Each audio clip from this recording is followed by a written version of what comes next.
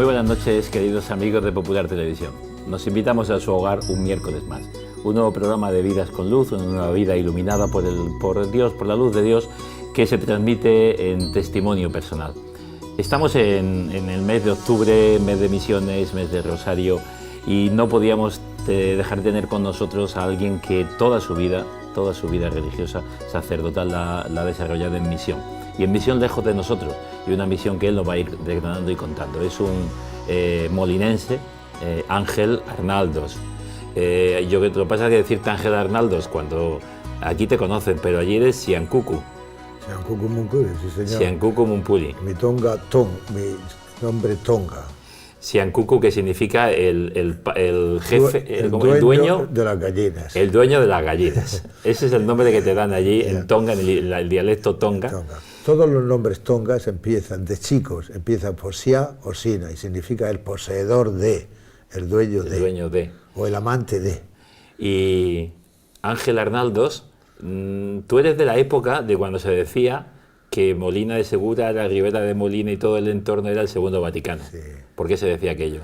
Pues porque en aquel tiempo se vivía una vida cristiana muy elevada, y en el tiempo mío éramos 30, 35, 25 seminaristas, y cada año teníamos ordenación sacerdotal en Molina. Entonces se vivía... No había familia que no tuviera algún misionero, dos religiosas, un sacerdote, en toda la mayoría. En Molina no tanto, pero muchísimo, porque era más grande que la Ribera y la Torre Alta. Ciertamente la Ribera de Molina, que es parte del Ayuntamiento de Molina, ciertamente allí prácticamente todas las familias tenían algún religioso, sacerdote o religiosa, o seminarista, y la Torre Alta, pues parecido. Bueno, hemos hablado del Tonga, esta lengua, pero no hemos situado dónde. Bueno. Porque Ángel Arnaldos se ordena sacerdote y se va a Zimbabue, y de aquello hace 54 años y sigue en Zimbabue, aunque esté por aquí con nosotros un par de meses. Justamente. Bueno, yo me ordené de sacerdote en 1960, en julio, nací el 8 de julio y me ordené el 10 de julio, 2 días más tarde, más 24 años. Y salí, recuerdo, ahora que estamos en el mes del Domum, me acuerdo que el Domum lo pasamos en un barco, Ernesto Anastasio. Entonces no íbamos en avión, sino en barco, que era más barato y además no había la posibilidad del avión. Bueno, pues en aquel tiempo, a mí siempre me ha gustado Asia y África. En aquel tiempo aún la diócesis de Cartagena no tenía la misión que tuvo en Ecuador, ni ahora en Honduras. Y a mí siempre me gustó Asia y África, y las lenguas, y las nuevas culturas, y nuevas costumbres y demás.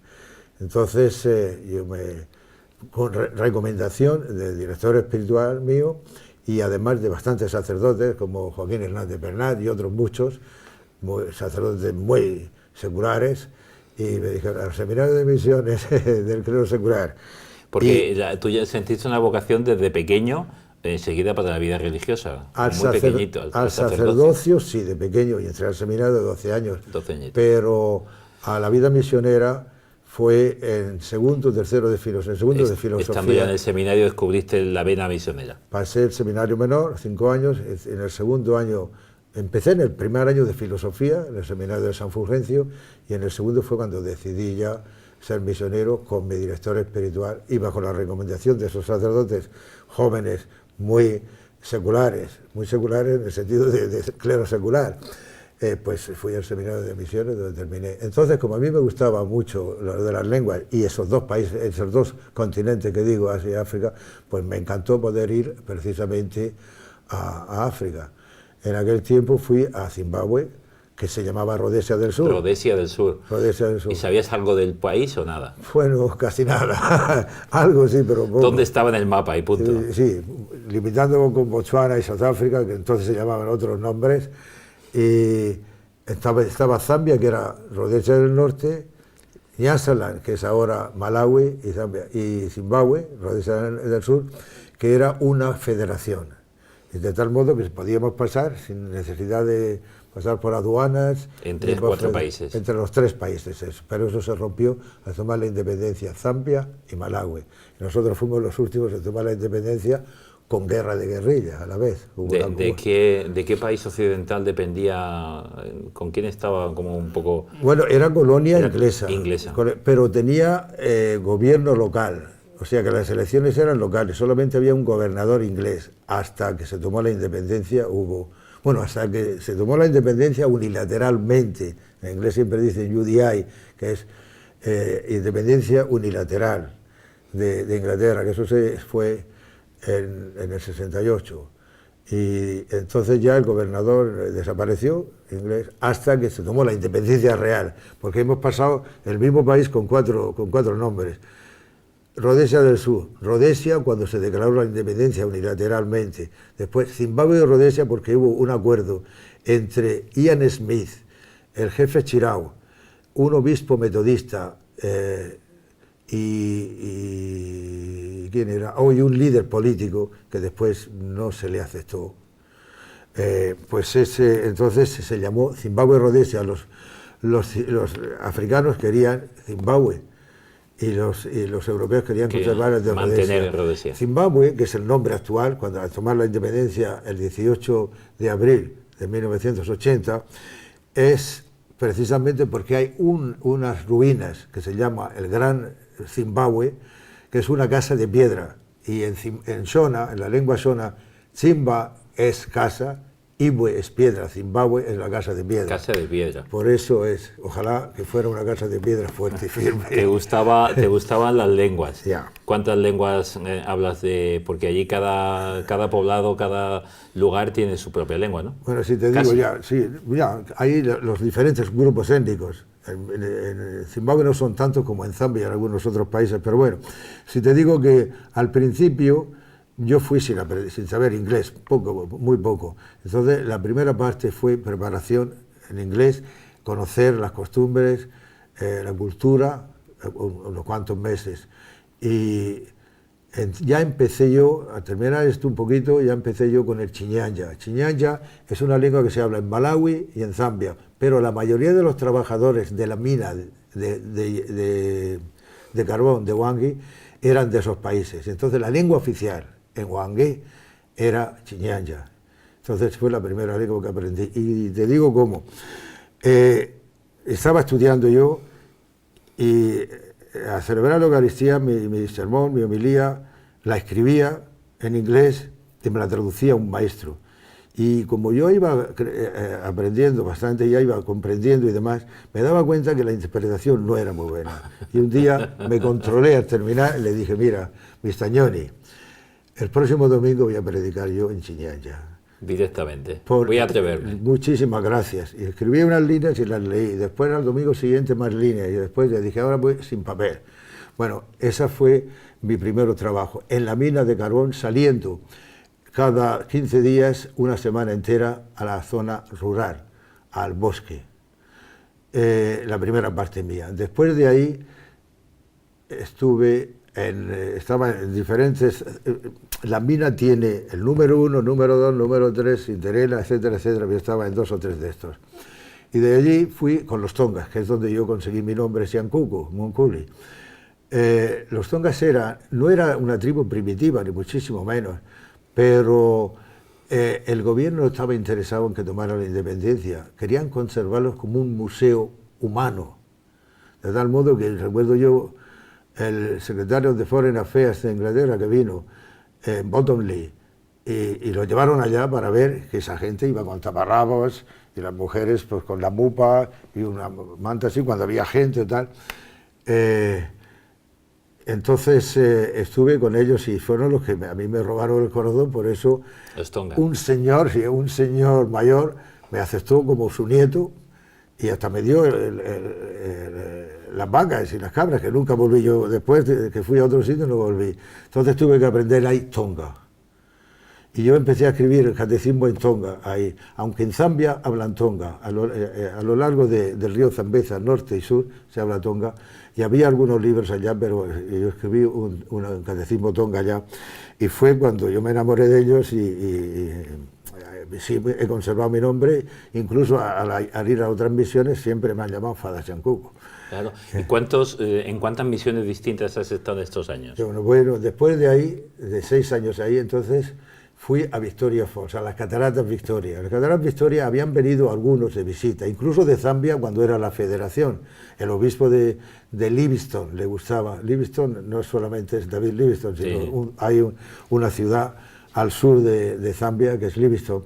Solían venir, pero nada permanente. Entonces yo fui el primero enviado para empezar. Y entonces ahí empecé ya sabía yo tonga, llevaba muchos tongas de Zambia también, que estaban trabajando allá. Ahí empecé yo a aprender lozi, pero fue la independencia de Zambia y los lozis que eran de Zambia se fueron. O sea, en Victoria Falls fue las cataratas. Allí que había, pues allá va la pequeña ciudad que era más bien para turistas. Venían a ver las cataratas Victoria, que los mismos americanos decían que en la vida habían visto cosas semejantes, mejor que todo lo que tenían ellos por América y demás. Y salía al bosque yo también, a la parte rural, casi todos los días, ¿no?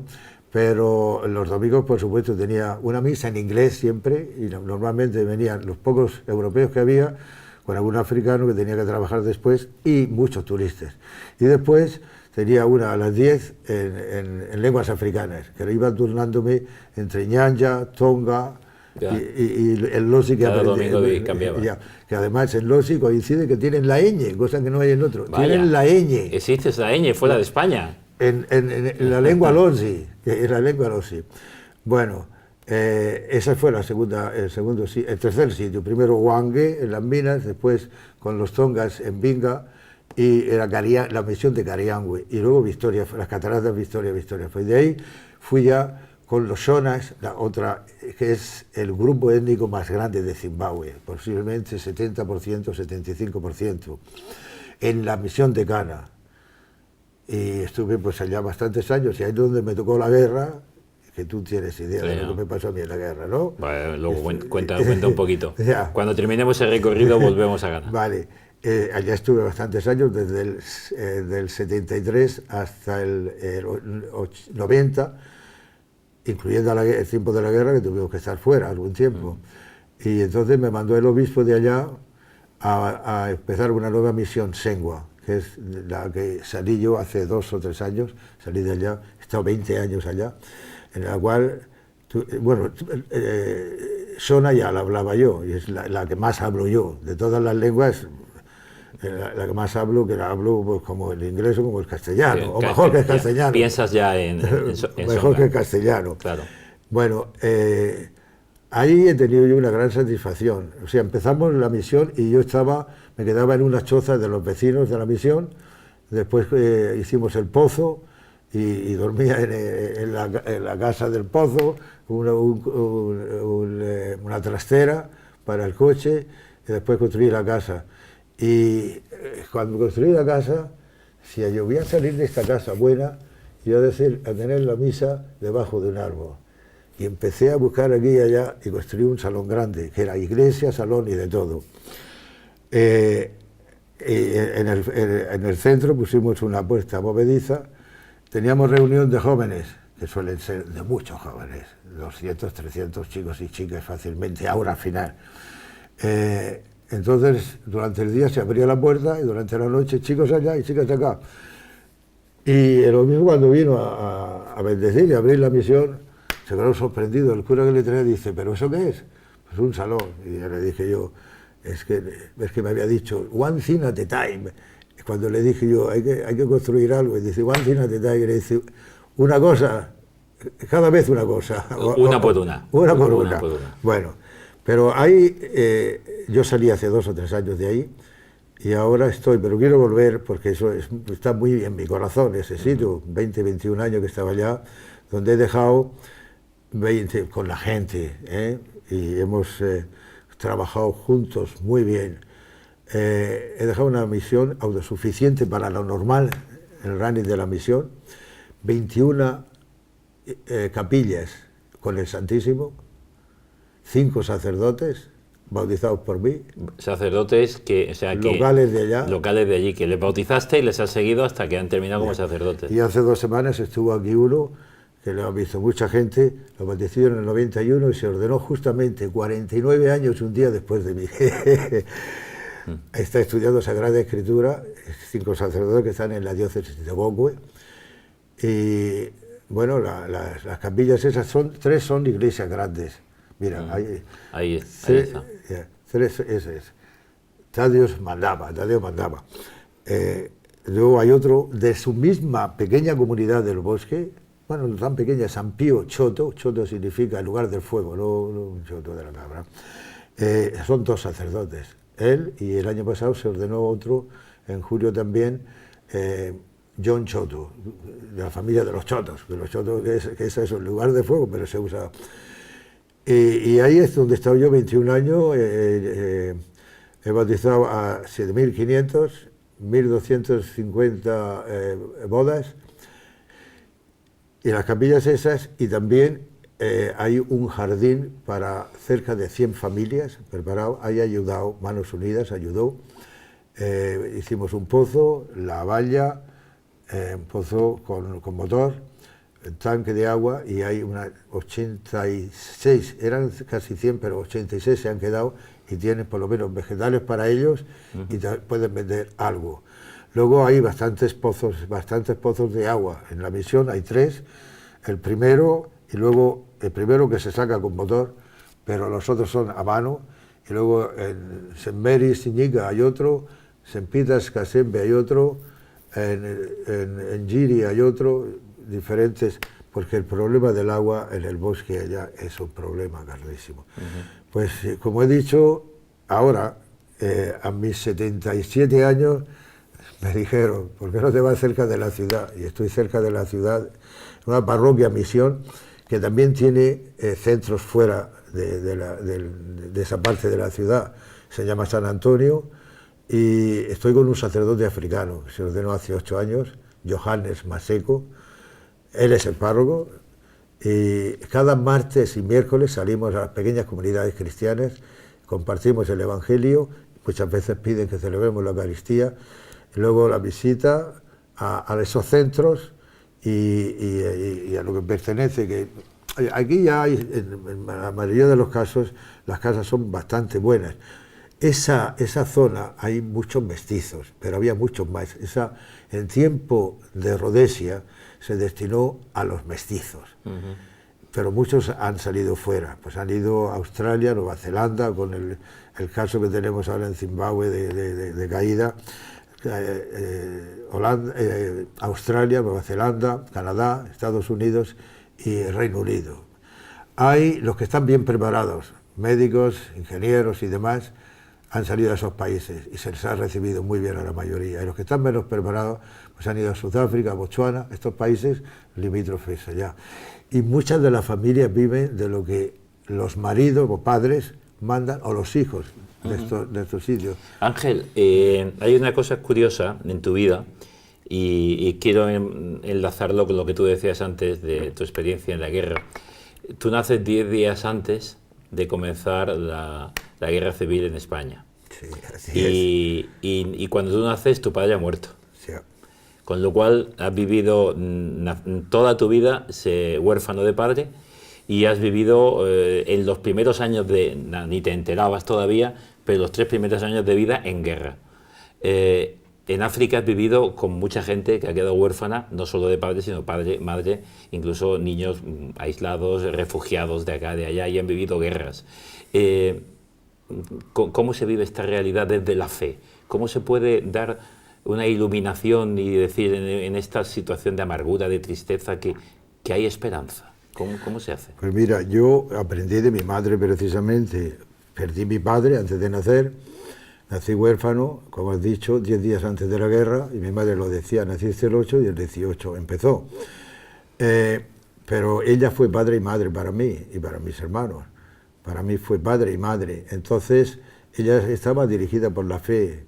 Era una mujer sencilla, pero mujer con mucha fe, muy profunda, y eso me ayudó a mí. Entonces yo ahora precisamente, bueno, yo estuve en la cuestión de la guerra, ya sabes que estuve con los guerrilleros, no guerrillero, y salí con vida, pues de milagro, quizá porque Dios no quiso, me encontró sin preparación, y quiso que me quedara, pues las lenguas que hablaba, como conocía la zona también, les di noticias de cómo estaban, dónde estaban los soldados, la policía y demás, pero para mí han sido, lo que decimos, de beloved, de los preferidos del Señor, han sido siempre eso, y ha sido desde mi fe precisamente, por lo que yo viví, por la ayuda que yo recibí de mi madre y de otras personas también, de la familia, y entonces he tratado de hacer lo mismo.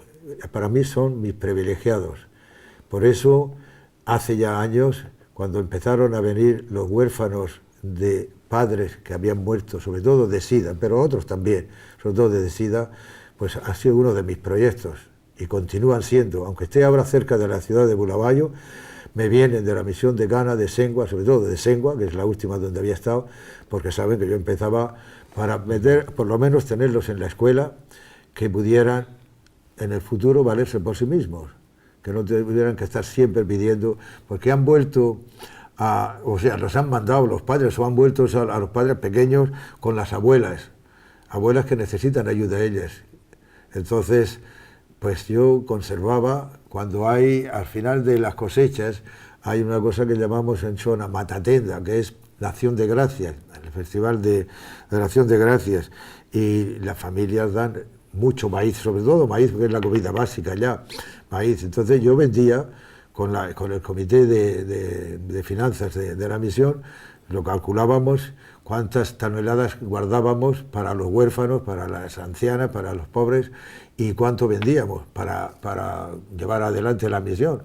Porque al final, para esto normal, de comprar la gasolina del coche, hacer las reparaciones, pagar a la señora que trabajaba ya y cocinaba y cuidaba la misión, para todo esto, para las cosas que se necesitan, el vino, las formas para la misa y demás, todo eso cubierto era suficiente, todo eso se cubría. Pero guardábamos de esto, guardábamos algo también para parte para los pobres, para los huérfanos sobre todo, que han sido. Entonces ha sido precisamente mi vivencia desde la fe, con el ejemplo que me dio tanta gente, sobre todo mi madre.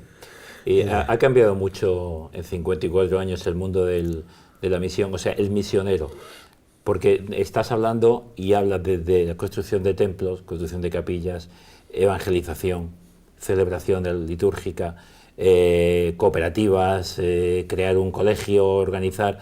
Un misionero, ¿qué hace un misionero? Todo. Ya, prácticamente todo. Tiene que hacer de todo. Ya, en cierto sentido cambia. Mira, en Cariangüe, con los tongas, de cuyo nombre recibí yo allá, fue preevangelización. Yo estuve 6 años con ellos y no bauticé ni a 50. Se trataba de estar con ellos. De estar con ellos, de visitarles en los poblados, con las personas mayores, hablar con los niños. Construimos escuelas, estábamos, lo que decíamos en inglés, manager. Yo era el encargado de las escuelas y tenía que visitarlas 3 veces al año, por lo menos cada trimestre, de los 3 trimestres. Éramos encargados de construir y de dirigir, de todo. Y era, pues eso, era preevangelización, simplemente estar presente, encontrarte con ellos. A veces podías decir alguna cosa sobre religión, Dios. Ellos conocían que eres sacerdote católico, sí. Pero y te respetaban como tal. Pero pues ahora yo como digo, no bauticé ni a 50 personas. Pero ahora yo hace 4 o 5 años fui y yo me quedé sorprendido. Y los de San Pablo, que unos plantan, otros riegan, y es Dios realmente. Me quedé sorprendido porque había una reunión de jóvenes, chicos y chicas, que en mi tiempo no había chica que viniera a la escuela. Y una vez que metimos bastantes chicas en la escuela, los inspectores dieron unos reportes fenomenales recomendando la misión de Cariangüe. Pues ahora me encontré yo con chicas haciendo assessment, ¿cómo se dice? Haciendo balance de cómo había sido el curso para ellos, jóvenes católicos, chicos y chicas, juntos, ¿no? Eso fue una de las cosas. En aquel tiempo que yo llegué, se hacía mucho por medio de las escuelas. en cierto sentido las escuelas eran catecumenados y se luchaba con otras iglesias y comunidades, algunas sectas y demás, para conseguir cuantas más escuelas mejor. Y había una regla que en 5 kilómetros a la redonda no se podía poner otra escuela de otra, fuera de la misma iglesia o de diferente. Pero eso desapareció y yo estoy contento por eso. Yo luché para que eso desapareciera. Entonces ahora estas capillas de las que hablo yo, que yo dejé esas 21 con el Santísimo, pero varias más con estructura metálica y demás, pues ahora se valen por sí mismos. Entonces está el catequismo. Uno descubre, vuelve a esos lugares y dice, oye, pues aquí echamos semilla y ha crecido. Sí, lo que has dicho. Lo de Cariangüe. ¿Tú fuiste el primer sacerdote murciano en Zimbabue? Fui el primero. Después, y ahora mismo estáis 2. Estamos 2, pero hemos sido 4. Pero habéis sido Aurelio, ahora está Rosendo, sí. Está Rosendo Garre y tú. Y Juan Villescas. Y Juan Villescas. Yo fui el primero en el 60, en verdad en el 67 vino Rosendo, al año siguiente Aurelio, ya sabes que yo de Molina, a Rosendo de Molina, Aurelio de Ulea y Juan Villescas de Puente Tocino, de aquí de Murcia. Pero los dos ellos volvieron, Aurelio y Juan Villescas fue el primero que murió aquí en la diócesis, y Aurelio también murió hace unos años. Que ahora precisamente el 1 de noviembre, septiembre, que es el día que murió él, en Ulea siempre tienen un recuerdo para todos los misioneros difuntos y vivos. Y cuando vienes ahora, estás un par de meses por aquí entre nosotros. Cuando vienes aquí, ¿estás deseando volver a...? ¿Te sientes aquí? ¿O no te encuentras, aunque sean 2 meses? Pues, el jet lag es cuando cambia el sol el horario, pero para ti el jet lag dura mucho. ¿Cómo? No, realmente, después de estos 54 años allá en Zimbabue, en África, mi vida es mucho más fácil, es mucho más profunda, me siento más en casa, no solamente siento que estoy en casa, y aquí tengo una casita, y estoy con mi familia y demás, pero mi vida realmente es así. Quiero hablar yo con el señor obispo, don José Manuel y demás, y muchos me dicen, ¿por qué no te vienes ya? También aquí hacen falta, ya vas haciendo mayor. Pero yo no me encuentro aquí, con toda sinceridad, Luis Emilio, no me encuentro aquí. Y no me cuesta absolutamente nada estar allí, moverte. Salir de aquí. Cuando me tenga que ir, digo a mi familia, a Dios y a los amigos y demás, y no me cuesta. Aquello es mi vida. Si divides mi vida en 3 partes, 2 y bastantes años más, ya se han pasado allí. Se han pasado ya. Entonces, ahora yo me siento también muy unido aquí. Telefoneo o mando correos electrónicos, estoy con bastantes sacerdotes de aquí, y luego estoy agradecidísimo con nuestra iglesia que manda Tomás Cascales.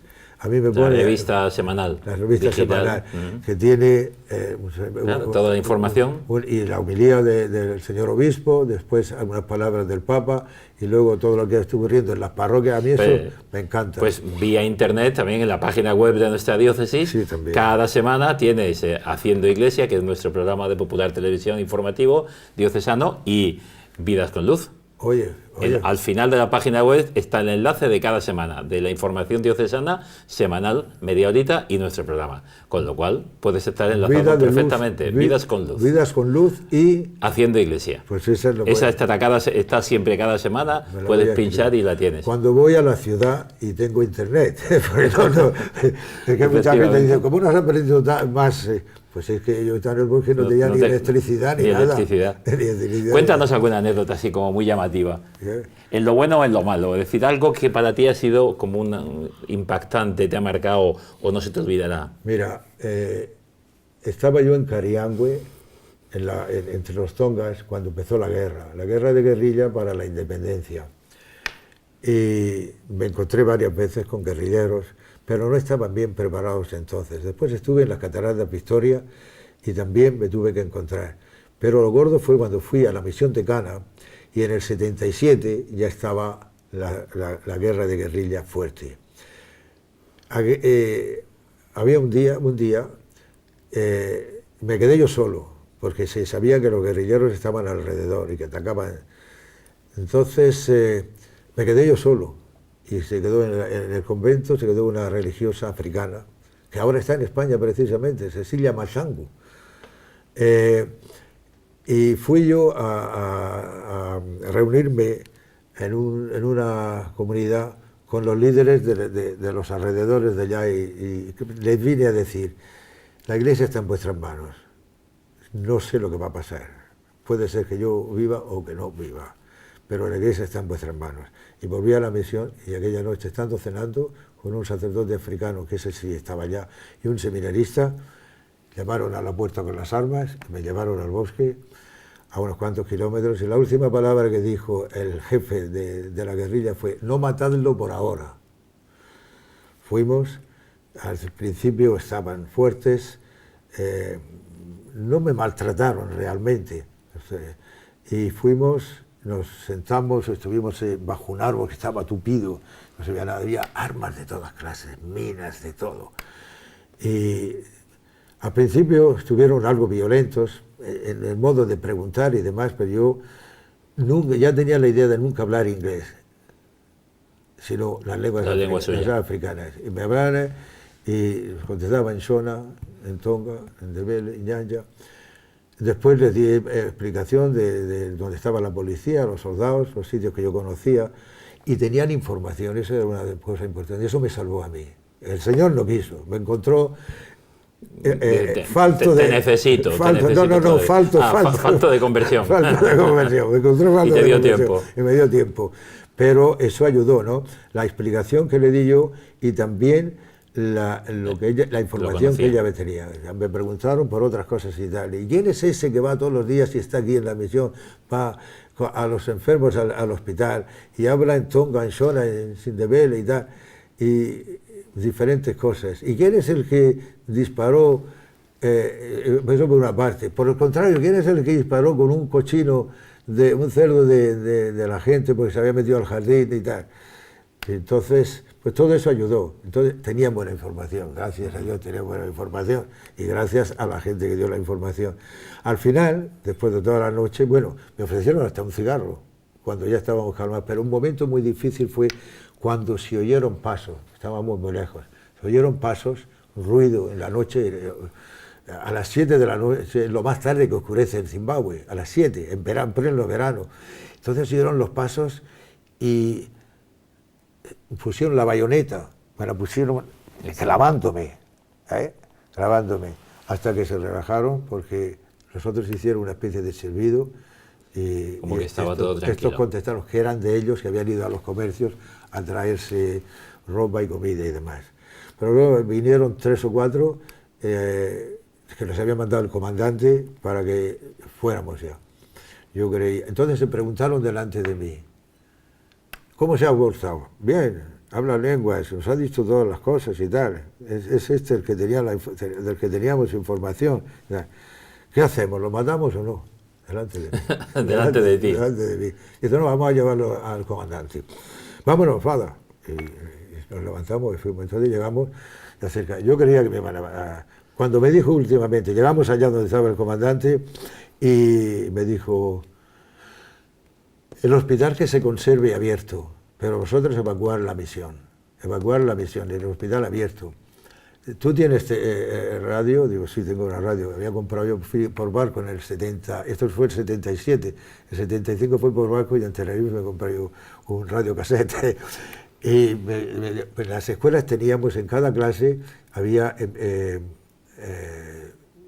lecciones que se daban por medio de la radio. Y cada clase tenía, en la escuela primaria, primaria y secundaria... Y ellos querían la radio. Ya. Claro. No, pero en cada clase había uno, pero eran más bien malas. Yo me compré un radio cassette bueno y tal, y me lo dijeron, de estos llévatelo a la misión, pero el tuyo te lo llevamos, que a veces estamos en el bosque, estamos aburridos y ponemos algo. Y de hecho, durante la guerra, algunos cristianos, algunos católicos, les dijeron, y la Fada Siancuco que nos mande algún disco o algo así, algún cassette. Y la gente le contestaba, pero Fada tiene solamente cosas de iglesia. Ah, Dios, eso no, nosotros queremos bailar. Bueno, pues eso es... entonces, yo quería al final, cuando me dijo, vete a la misión, yo no sabía, les pregunté, ¿por dónde me voy? Estaba perdido totalmente. ¿Por dónde me voy? Por aquí. Yo creía que me iban a disparar, pero no me dispararon. Ángel, se nos ha escapado el tiempo. Ya. Pues tendríamos En 54 años, ¿cuánto? ¿Para cuánto da? Para mucho y tiempo. en media hora se nos escapa. Pero te agradezco muchísimo que hayas estado con nosotros, que hayas compartido esta experiencia, y quisiera que antes que te fueras, porque que nos digas algo aquí a los murcianos, a tus paisanos, a los de Molina y a los de toda la región. Bueno, y a quien quiera escuchar este mensaje, para que nos acordemos de vosotros o para que seamos misioneros en nuestra casa. ¿Cómo podemos hacer? ¿Qué hacemos? Pues mira, yo creo en la familia de Dios. Los obispos africanos en el primer sínodo decidieron, y es una cosa que nos ha encantado a todos, y es lo que predicamos y tratamos de vivir, ser la familia de Dios. Entonces yo siempre me he sentido muy unido. Yo me considero sacerdote de aquí y de algún modo, aunque fui por medio del IEM, pero yo considero que soy sacerdote de la diócesis de Cartagena trabajando en Zimbabue. Y me considero que tengo un obispo allá, pero tengo un obispo aquí también, desde el primero hasta el último, ahora don José Manuel. Entonces, esa unión que continúe. Yo continúo porque hace tiempo que empecé, la última vez tuve especie de desilusión, así un poco de depresión espiritual, en el sentido de que yo me acuerdo de mi pueblo, de las parroquias de Molina y de otras parroquias de la diócesis, y comparo y veo que allá hay mucha más vida actual que aquí. Entonces, esa unión, ese formar la familia y considerarnos que no tiene uno más mérito, mucha gente a los misioneros los estima por encima de todo. Si la satisfacción que tengo yo es mucha más, y la ilusión espiritual que tengo yo y la vivencia que tengo yo es mucho más que mis pobres hermanos sacerdotes de Europa tienen, esa es la verdad. Entonces, que estemos unidos y que sepamos, sí, ciertamente nos podemos ayudar espiritual, material, económicamente y todo eso. Quizá económicamente que se está mejor a pesar de todos los pesares. A pesar de todos los pesares. En Zimbabue no existe el dinero ahora. Se usa dinero del exterior, de otros países. El dólar americano, el rand de Sudáfrica, la bula de Botswana, etcétera, ¿no? Pero no se trata de eso solamente. La ilusión que tengo yo, por la vivencia que me has preguntado tú antes, con los huérfanos, pues eso, quiero continuar con ellos, además de otras muchas cosas. En la parroquia donde estoy ahora en misión, hay un hospital mental y no tiene la atención de ninguna clase. No depende de nosotros, pero está dependiendo de nosotros. Una residencia de chicos y chicas con problemas personales o familiares, y tendrían que tener protección de la sociedad. Pero ahí estáis cercanos. Ahí estamos cercanos.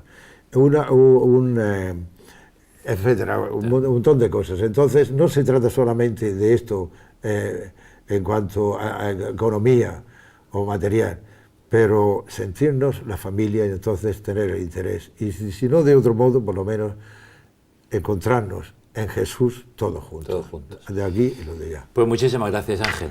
Que por muchos años el Señor tenga dé este permiso todavía para tu conversión y para que puedas seguir ayudando a nosotros cuando vengas de vez en cuando, y contando tus historias y comparar y ayudarnos a traer la experiencia viva de aquellos pueblos y allí a seguir sembrando, para que un día el Señor recoja los frutos que son suyos y no nuestros. Y a ustedes, señores y señores, muchísimas gracias. Gracias por seguirnos y les invitamos a que el próximo miércoles también nos puedan acompañar. Muy buenas noches.